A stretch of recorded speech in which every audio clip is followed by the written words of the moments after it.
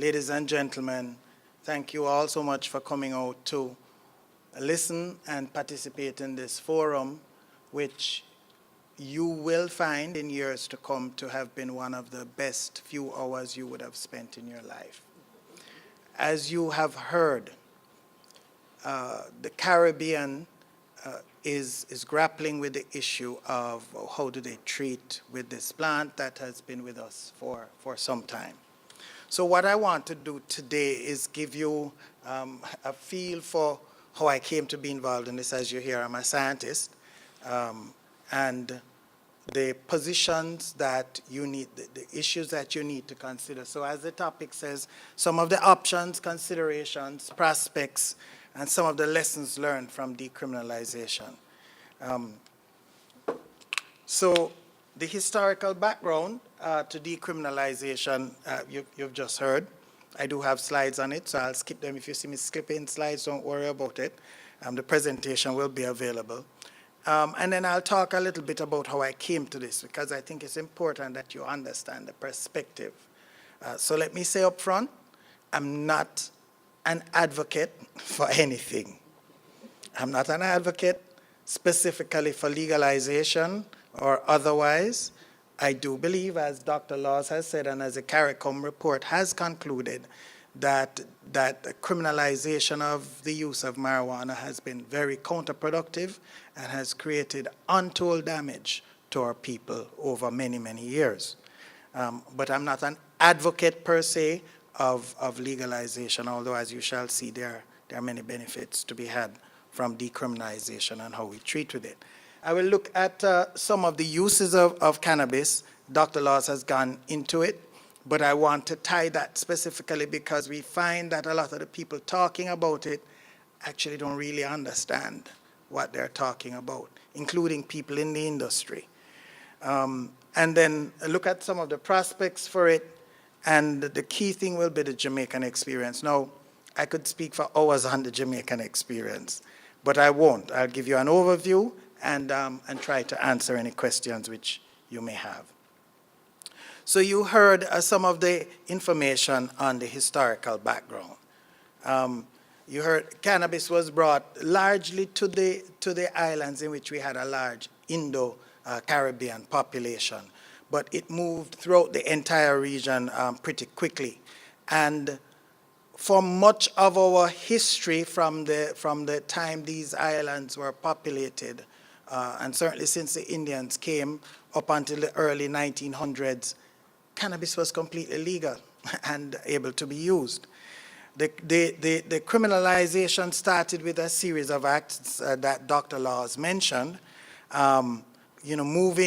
starting first in Jamaica, moving then to Trinidad and throughout the region, particularly after Britain decided to reclassify the drug as a dangerous drug. And I have some of the data, the background on the slides. A pivotal occurrence, though, was when the United States passed this Marijuana Tax Act, and we don't have time to go into what was really behind that. But if you talk to people who have spent a lot of time looking at this, this was a time when alcohol was transitioning and several other items, tobacco, and so it is felt by some that they needed a new culprit, and cannabis became that item that prior to then was not, there was no criminal sanction for its use.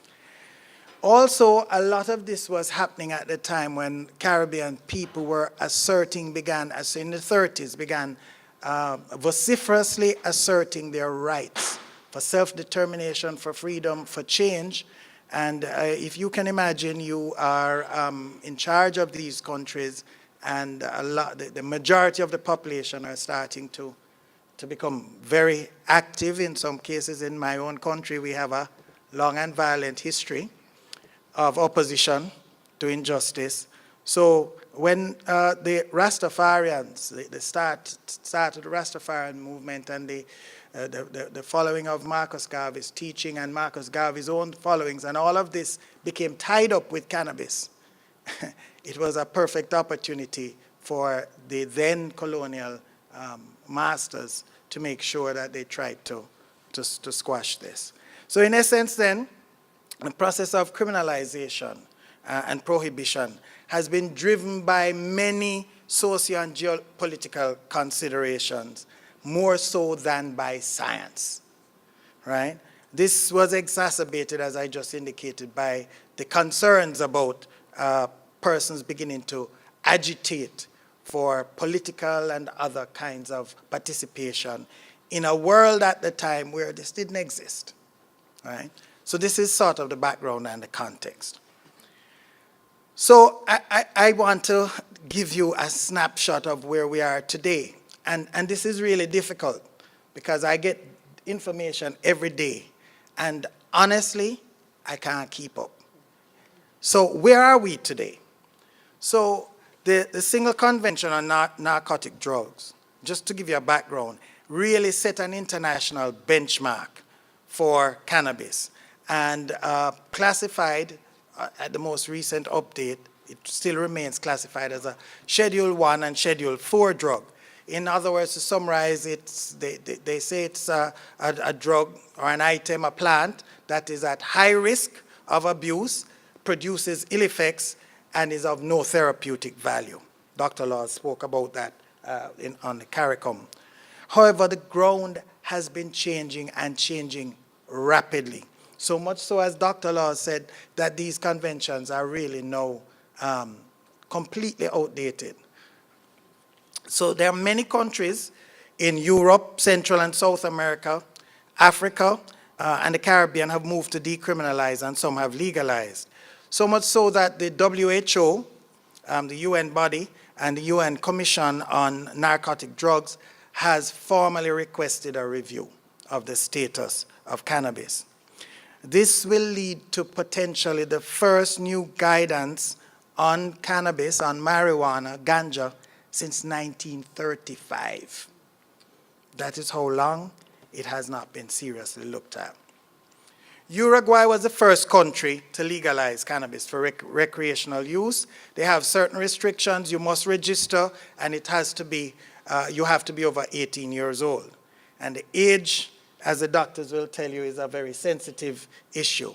Personally, I think 18 is a little young, but that's a challenge we have. It's the age of majority, so so that's the age we've chosen. Jamaica decriminalized in April 2015, and the first medical marijuana licenses were issued in 2017. We'll talk about that process. Mexico has decriminalized for 5 grams, Belize for up to 10 grams.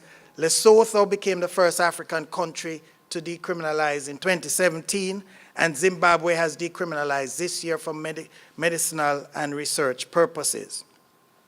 In the US, 31 states and the District of Columbia have decriminalized for medical use. 9 have legalized cannabis for recreational use. There are certain restrictions where it's legalized. You require prescription or authorization or medical recommendation, along with other means of making sure that that its use is relatively controlled. I can tell you, having spoken to many persons from these states, what is written and what is practiced don't always accord with each other, let me put it that way, which is one of the challenges that we have to bear in mind as we enter this discussion. Canada is the first G7 country to legalize, will become the first G7 country to legalize for recreational use. Now, many persons don't know that medical cannabis was available for treatment in Canada from 2001.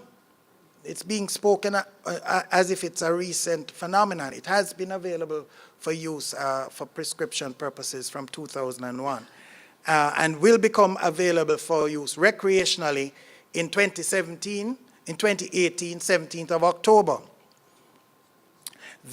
So this is next week. And I can tell you the world is, if you're in the cannabis world, people are just going crazy right now. They have decided to go with a similar system of licensing as we have in Jamaica, except they've issued 6 licenses for cultivation, processing, analytical or testing, sale, research, and they have what they call a cannabis drug license. The other countries that have moved include the list shown there, very extensive list of countries. Have implemented medical cannabis legislation in Europe, while others such as Belgium, Spain, Switzerland, and Portugal allow use. So they haven't done the legal changes, but they allow the use. And this is today's news. As of next month, doctors in Northern Ireland will be able to prescribe cannabis products to patients in keeping with what is already the case in the UK, in England and Wales. And as of the 17th, as I told you, not only will cannabis be available for recreational use, you will be able to fly with up to 30 grams of marijuana in your luggage. Now, if you think what that is going to do to the security at the airport, I don't even want to think about it. This is how fast things are changing. Things are changing very, very rapidly. And it was with this kind of rapidity 3 years ago that I came to be involved with cannabis. I need to say I didn't have much experience with it before. I studied in Canada, and as we were discussing with Mr. Wilkin before we started, all of the students that I interacted with were regular users, and they were sure, because I came from Jamaica, yeah man, I must smoke ganja every day. I told him no, I never had it. And they could not believe it. But that is how widespread the use is in Canada amongst adolescents. So they have some major issues. So let me give a little bit of a background.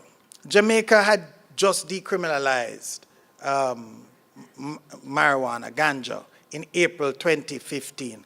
I was actually in Trinidad when I got a call from Minister Anthony Hilton at the time, late at night, about 8:30, as he was wont to do. And he said the government wanted somebody to help them create an industry, because they passed the law with no idea as to what was going to happen afterwards.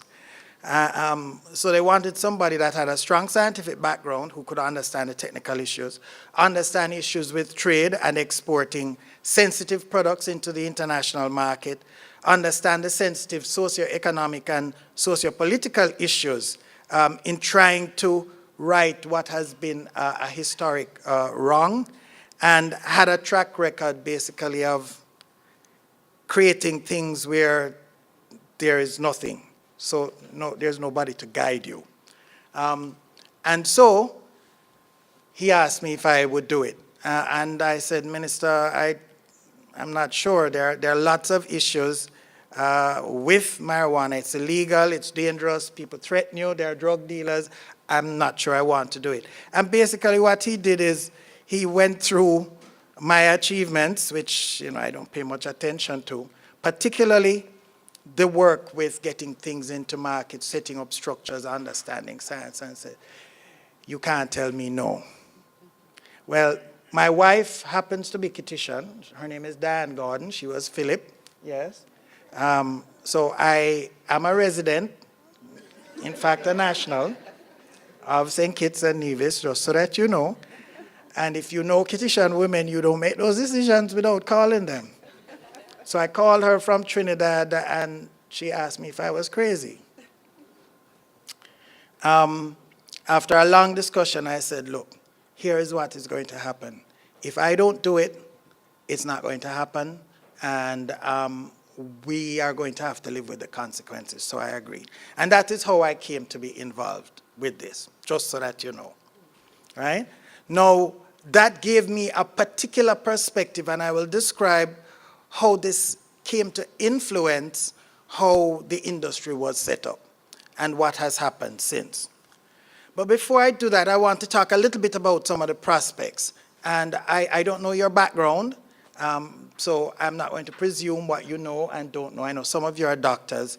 When we talk a lot about cannabis, people, and even before I became involved, I was not aware that what really happens is that this plant, as do many others, has natural constituents that mimic other natural chemicals that we have in the body.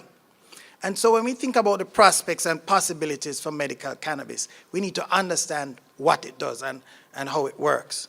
So we have within our body a system that's called the endocannabinoid system, which plays an important role in influencing the function of our central and peripheral nervous system, how our nerves work.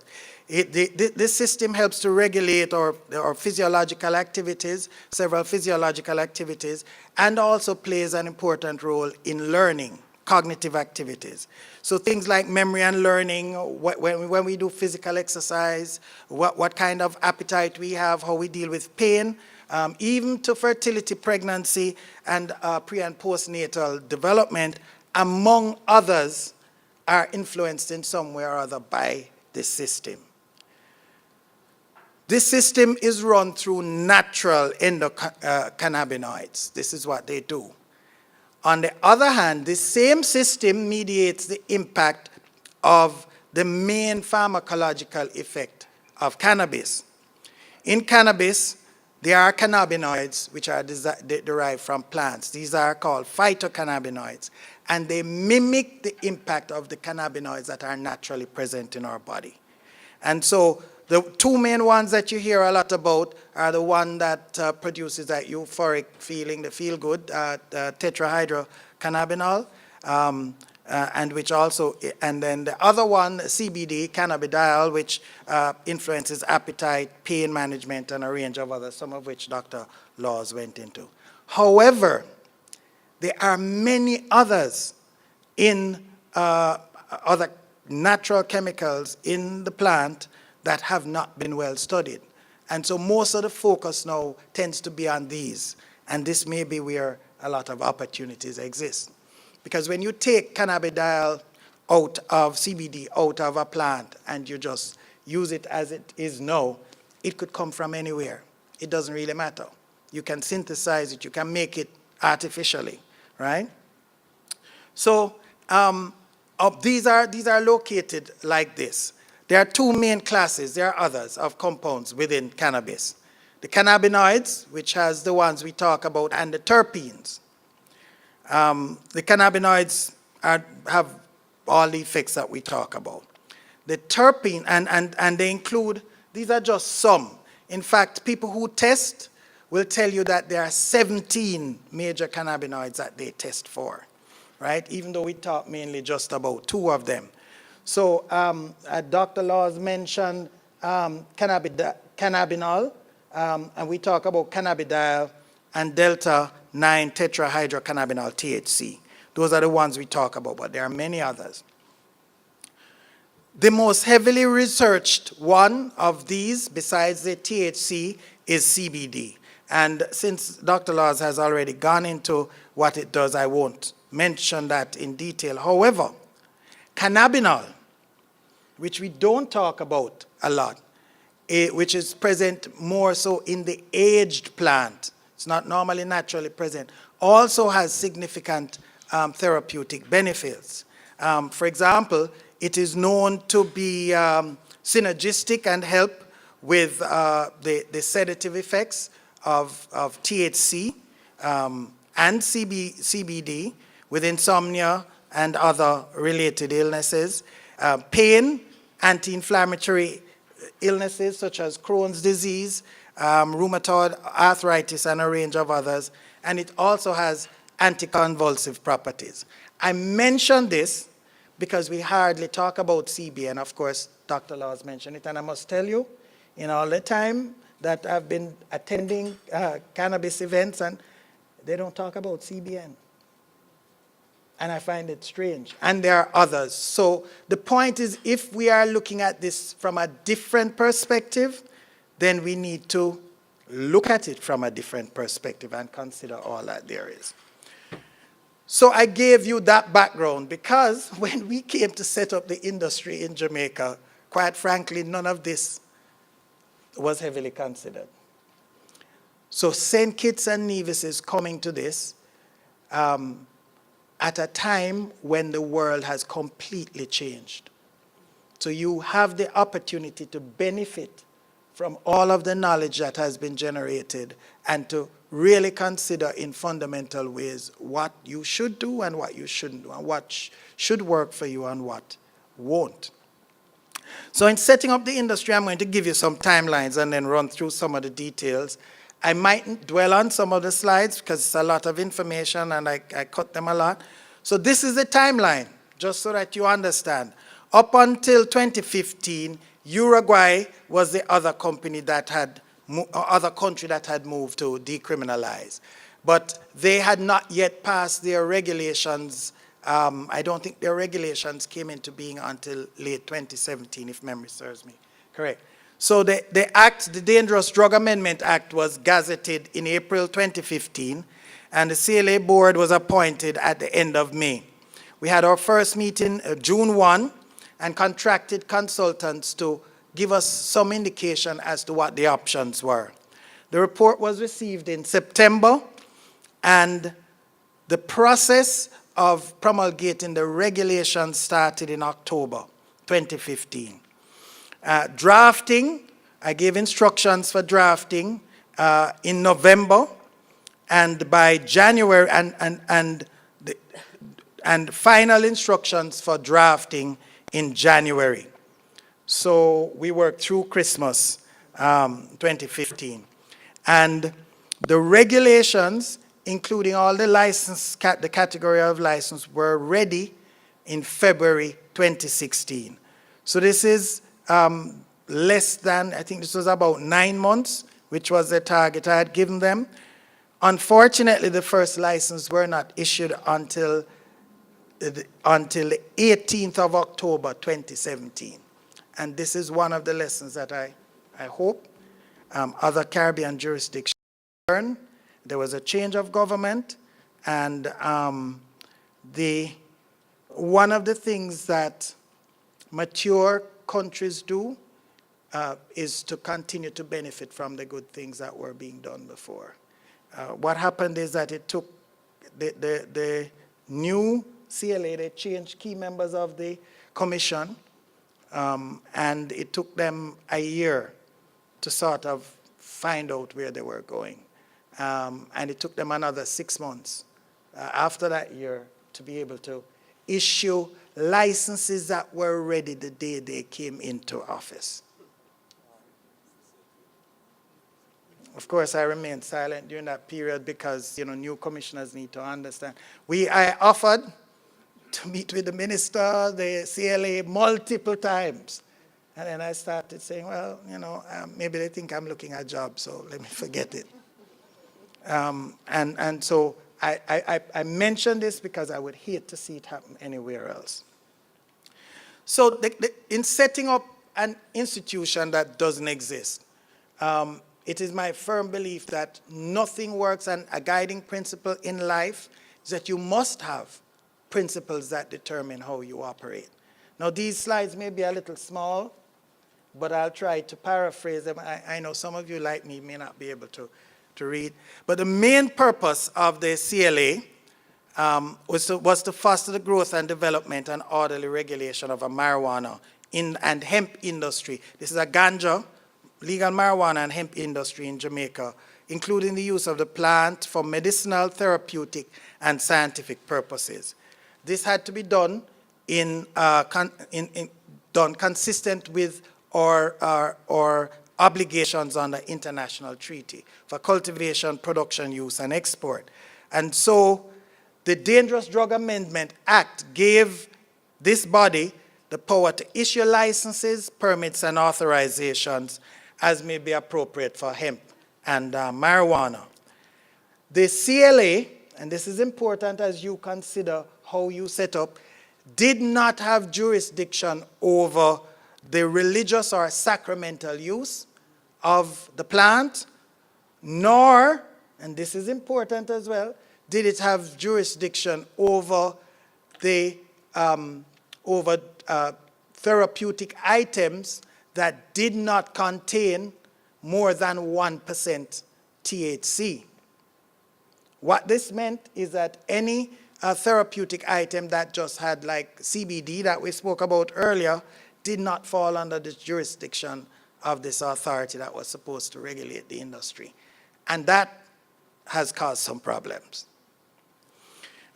So amongst the guiding principles is to make sure we know what we're talking about, which wasn't clear apparently when the law was drafted, hence the fact that we had some issues.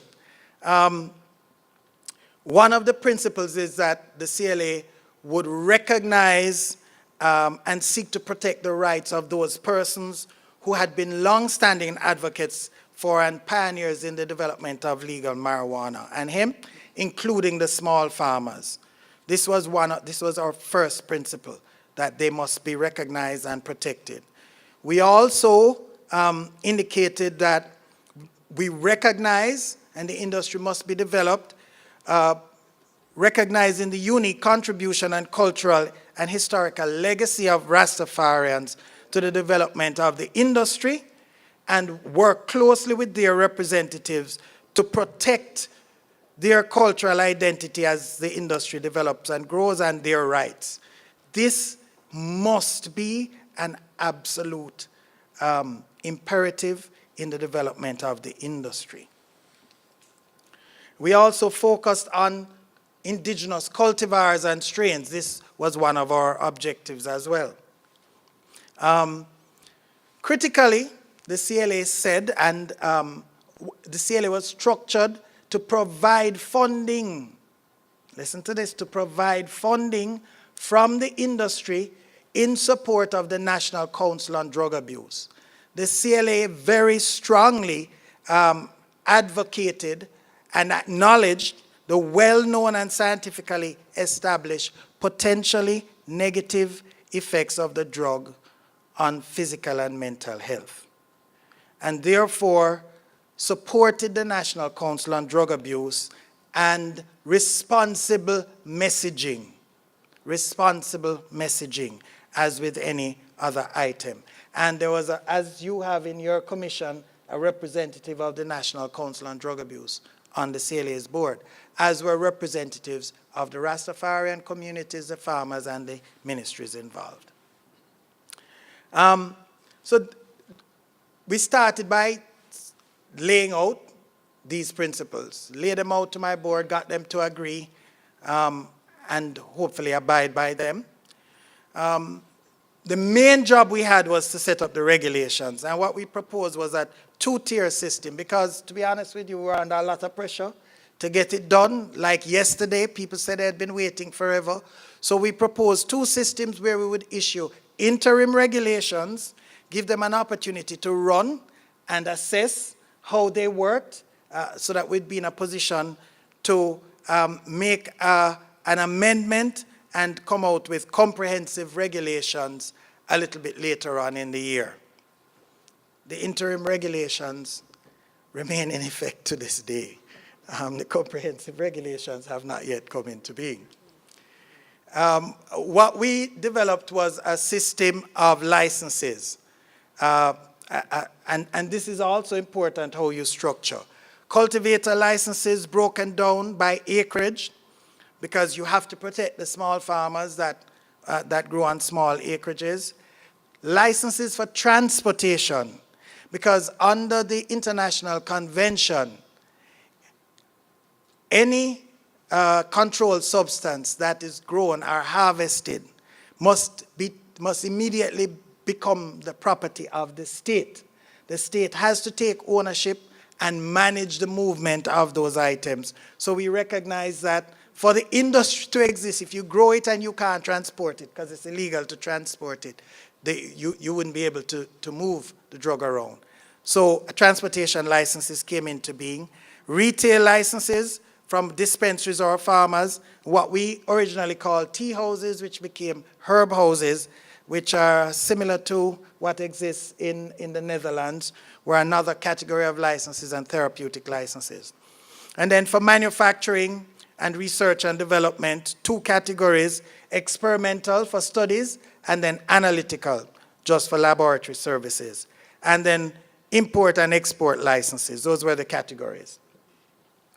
The export licenses were never promulgated, and we can talk about that. We had a process, a detailed process for handling the applications. I'm just putting it up there so that you understand that we worked out in detail, looking at the experiences of Colorado, Washington, all the states that had major issues. We were determined not to make those mistakes, and so we set these things in train. I want to move now quickly to the lessons learned. And there are other details that I can share with you during the question and answer. So having set all of this up, we realized that the Act did not address several critical issues that would be required. So the whole issue, well, let me go through the slide. So we needed some additional information. The issue of security and how this would be managed is critical. It was not addressed. What we proposed was a system that was similar to how it operated in Colorado, but was practical within our realities. So a 24-hour multi-layered security system was developed, and I have to tell you, there are only 2 people on that 15-member board that knew what this system was: the person responsible for security and myself. And the reason for that was not everybody that sat on that board, how do I put this? I wouldn't sleep comfortably at night knowing that everybody that sat on that board knew exactly what we were planning to do to ensure the security of the industry. I'm just telling you as it is. And that is also a reality that you have to bear in mind as you structure this. As you know, Jamaica is a major exporter, right? One of the major exporters of ganja. And so there's a lot of incentive for people to make money doing various things.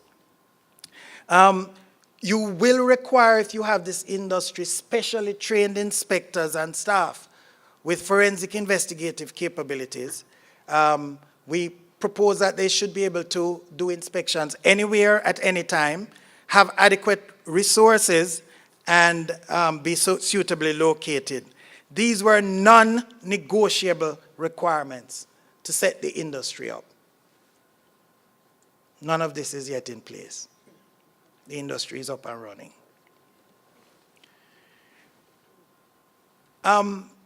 We looked at issue of supply, and this is important. I saw some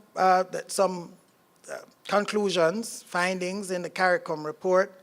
I'll just show you a few snapshots of it.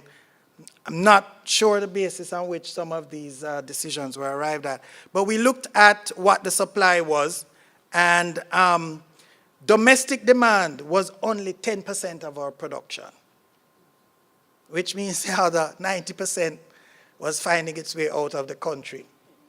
And the domestic demand included all the tourists and other people that came in for it. So to summarize, what we saw, and I recommend or commend to you, a lot of countries talk about transition from illicit to licit, illegal to a legal industry. I think the data show that this has not happened in the US, where the black market remains very active in many of the states, including in Canada. We did not, with 90% of the production going out of the country, it's not practical to expect that most of it would transition to the legal market unless the economic incentive were so significant. And in fact, it was.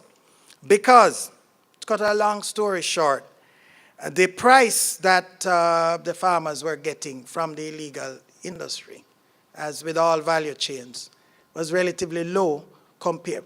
In fact, it was 10 times lower than what they would get if they sold into the legal sector, if it were properly set up. So we were looking, without exports, at an additional perhaps 20 million US dollar multiplier impact on the economy, which has not yet materialized. So, some other things that needed to be thought about, and you, as a country that is not a major grower, needs to think about what are you going to do about importation? How is this going to be done? How is this going to be controlled? Who is going to control it? So the CLA had, at the time, had an agreement with the Ministry of Health that was responsible for most of the therapeutic items to administer the medical permit system on their behalf in collaboration with them, so that there would be one single point at which the entire sector would interface with the regulators. That has not happened. The CLA also proposed, because we developed, again, a completely cashless system because of the challenges with money laundering and just criminality in general. What was proposed was a completely cashless system, and there are many options for that today which didn't even exist in 2016, 2017. So other decisions which you need to think about. Sacramental rights. How will this be treated? You do not yet have an act, I don't think. This is an early stage. This is something that you need to think about. How will transportation be handled? Edibles, which have been prohibited in Canada with good reason, because you can't have edibles if the people don't know what they're putting into it. In fact, just 2 weeks ago, up until 2 weeks ago, I would tell you I hadn't heard of anybody dying from an overdose of any marijuana-derived drug. There was a student, I think at the University of the West Indies, that ate a couple of cookies not knowing that they were laced, I mean, beyond laced with marijuana, and expired because of the levels that, and this is somebody who had never used, right? So are we going to decriminalize? Are you going to legalize? Are you going to leave it as it is? These are some of the questions. If we look at where Jamaica is today, there are 22 licenses issued. And these 4 are retail, and the majority are for growing.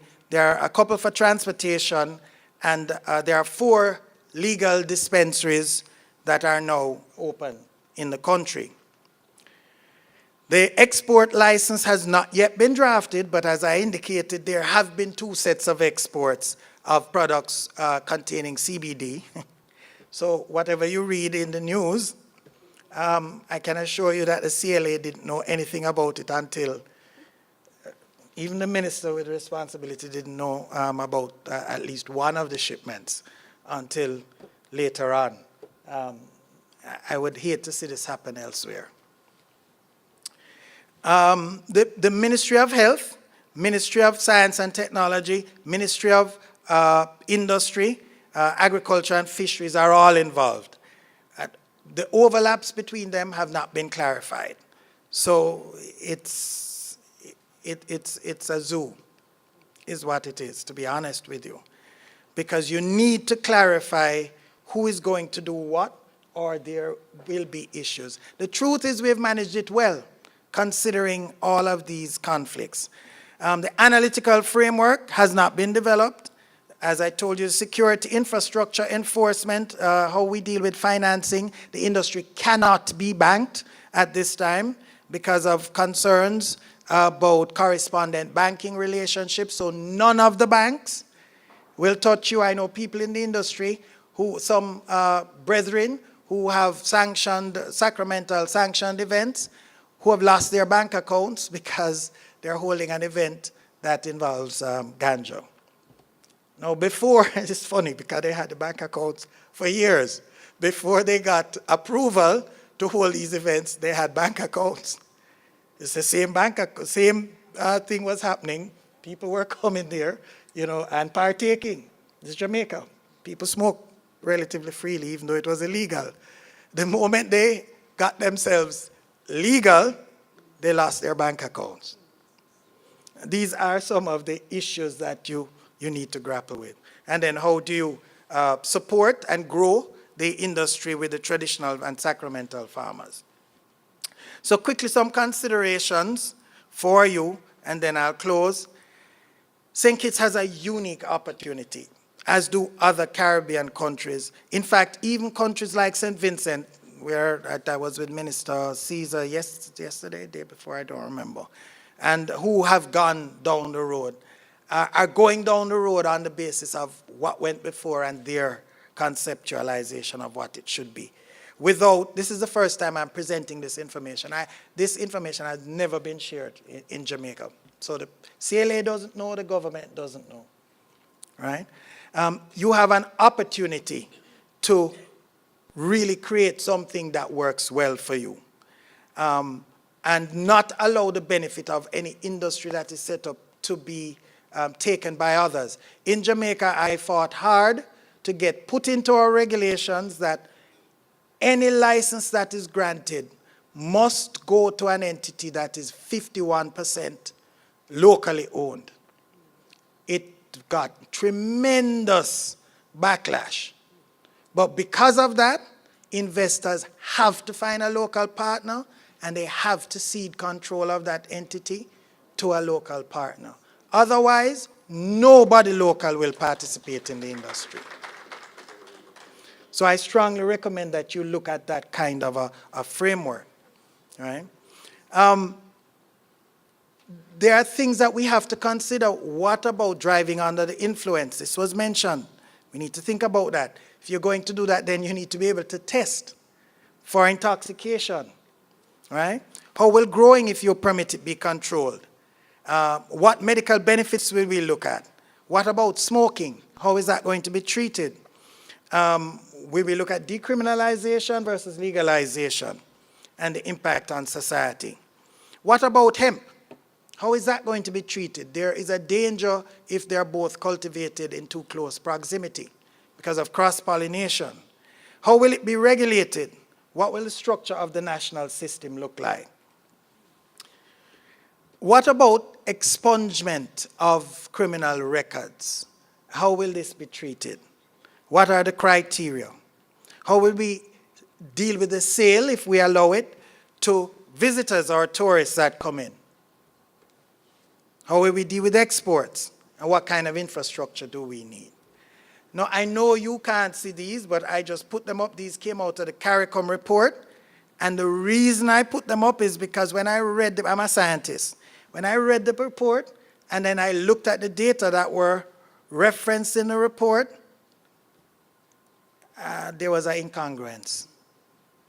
Where this statement was saying that there was decline and increase and so on, when I looked at the data, I wasn't seeing it. So I just mentioned that we need to be very clear that the decisions we take are based on fact, actual data that we can verify and validate, and not just anecdotal information, although that is important, right? What is without question is that a properly structured industry can have significantly greater benefits than the costs. And CARICOM did a range of studies that showed, I think only in one of the jurisdictions mentioned, where the costs to set up and regulate the industry exceeded the benefits. Right? All right. So how do you treat with this whole topic in the current dispensation? Well, everything has changed. We started with this. The world is rapidly going to either decriminalize or legalize or allow use, right? There are potential roadblocks, but these are rapidly being cleared. In fact, the Drug Enforcement Authority in the US has recently moved a cannabis-derived drug to Schedule 5 from Schedule 1, admitting that there's no risk of addiction or money laundering associated with the item. So you are in a place to create for yourself your own vision of what this industry should look like. I will close by sharing with you what my vision was and what the CLA at the time was. So what we saw was multiple farmers operating with different varieties, supplying local therapeutic centers or tea houses, small farmers using best practices to grow a variety of indigenous cultivar, delivering their specific benefits that they have measured to their target market, with each farmer earning 5 to 10 times what they would have been getting were they in the illicit industry. The country would be renowned, world-renowned as a therapeutic center, offering cutting-edge therapies for a range of illnesses, supported by entire communities that develop community tourism experiences, including the tea houses and therapeutic centers. We're talking about integrated experiences, as you already have with your integrated tourism products, hiking, trails, physical activity, as well as medicinal treatments. The tea houses would offer different treatments so that they don't compete with each other. And in an island as small as St. Kitts is in terms of physical space, this is something you might want to think about. Zoning and the number that are licensed within a particular jurisdiction. And traditional breeders and practitioners would be valued for their traditional knowledge, which could be converted now to real value in terms of economic benefit for them and the country. This traditional knowledge would attract the world's leading research entities to Jamaica, and in fact, several of them are there. Cannabis is there, and there are several of them there, but they're not tapping into the traditional knowledge. That's another story. And a range of international firms would set up across the country because they wanted to be close to where growing was taking place. And of course, we would produce a range of high-value treatments, nutraceuticals, pharmaceutical, and herbal products in the different categories from Ganja, inclusive of hemp. Finally, we would also develop an industry where hemp products would be the output, branded and made in the country and sold in a manner to Sea Island cotton, which comes from the Caribbean, was grown extensively in Nevis, and where a Sea Island cotton shirt sells for about 700 pounds, one shirt. But we don't grow it in the Caribbean, hardly.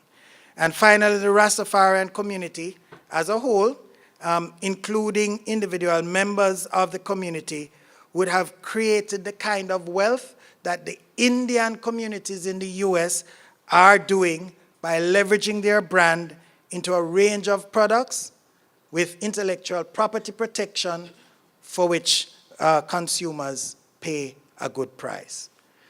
So this, in a snapshot, was the vision. So I want to close by saying, ladies and gentlemen, your options, no, our options are limited only by our vision. We are in a race against time. And in this race, it doesn't matter where you're located or what your size is. So I share with you this African proverb. Every morning in Africa, a gazelle wakes up. It knows it must run faster than the fastest lion or it will be killed. Every morning a lion wakes up. It knows it must outrun the slowest gazelle or it will starve to death. It matters not whether you're a lion or a gazelle. When the sun comes up, you better hit the ground running. Thank you. Stay up to date with news, programs, and activities of the government with SKNIS. Like us on Facebook. Listen to us on SoundCloud.